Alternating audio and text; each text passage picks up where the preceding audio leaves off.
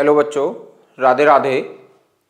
आवेशित संधारित्र की स्थितिज ऊर्जा क्या होगी, इसे बहुत ही आसान शब्दों में समझते हैं।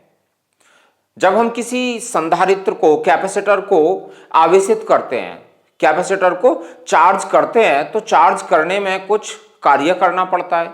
यही कार्य संधारित्र की प्लेटों के बीच उपस्थित वैद्युत क्षेत्र में स्थितिज ऊर्जा के रूप में संचित हो जाता है।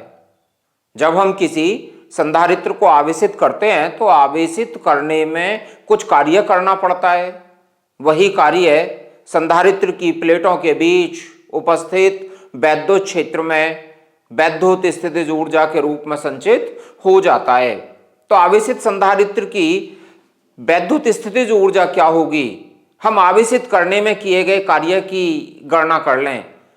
संधारित्र को आवेशित करने में कितना कार्य किया गया, यह कैलकुलेट कर लें। मान लो एक संधारित्र है और इस संधारित्र की धारिता C है। इस संधारित्र को हमें टोटल Q चार्ज देना है। टोटल कितना देना है? Q चार्ज देना है। अब चार्ज देने के दौरान किसी क्षण हमने मान लिया कि इस पर आवेश Q1 है, जिससे इसकी प्लेटों के बीच विभवांतर कितना हो गया? V1 हो गया। तब V1 की वैल्यू क्या होगी? V1 equals to Q1 upon C के बराबर होगी। अब इसे आवेश Q को अनेक छोटे छोटे पार्टों में करके देंगे।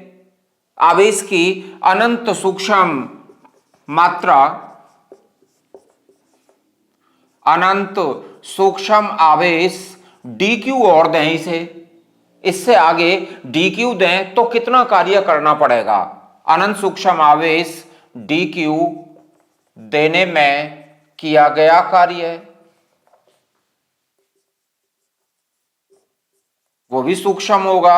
dw इक्वल्स टू, विभव की परिभाषा क्या पढ़ी है तुमने? v इक्वल्स टू पढ़ा है w अपॉन q। तो कार्य equals to v into q। कितना है पोटेंशियल इस समय इसका? v1। और चार्ज कितना दे रहे हैं हम? dq। तो v1 इंटू dq इतना कार्य करना होगा। v1 की वैल्यू क्या है? ये तो q1 अपॉन c और dq इतना कार्य करना होगा। संधारित्र को हमें कुल कितना आवेश देना है? q आवेश देना है। इनिशियल कितना था? 0। और अब कितना देना है? q चार्ज से इसे आवेशित करना है। तो कुल कार्य कितना करना होगा?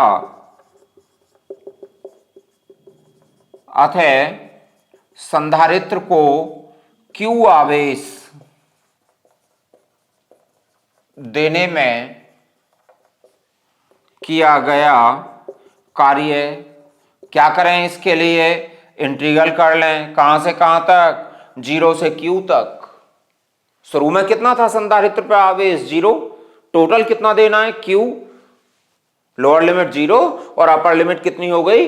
q के equal dw 0 to q q1 upon c dq। c क्या है? ये तो संधारित्र की धारिता है। तो 1 upon c integral 0 to q q1 dq। q1 का इंटीग्रल क्या होगा? 1 अपॉन c। q1 का इंटीग्रल क्या होगा? q1 स्क्वायर अपॉन 2 और limit 0 to q। Limit put कर लें। w equals to 1 upon c q square by 2 minus 0।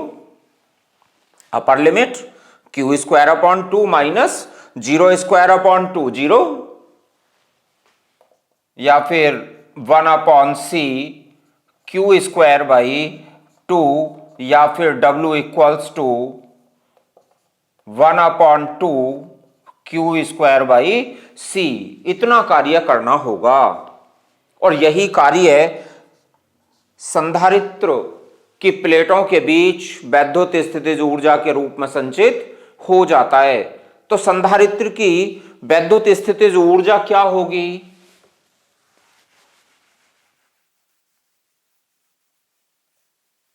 संधारित्र की वैद्युत स्थितिज ऊर्जा U equals to half Q square upon C के इक्वल होगी। संधारित्र को आवेशित करने में जितना कार्य करना पड़ता है वही स्थितिज ऊर्जा के रूप में संचित हो जाता है। तो U equals to 1/2 Q square upon C joule होगी। Q कितना होता है, ये तो CV होता है। Q इक्वल्स टू CV, तो U कितना आ जाएगा, CV का स्क्वायर अपॉन V।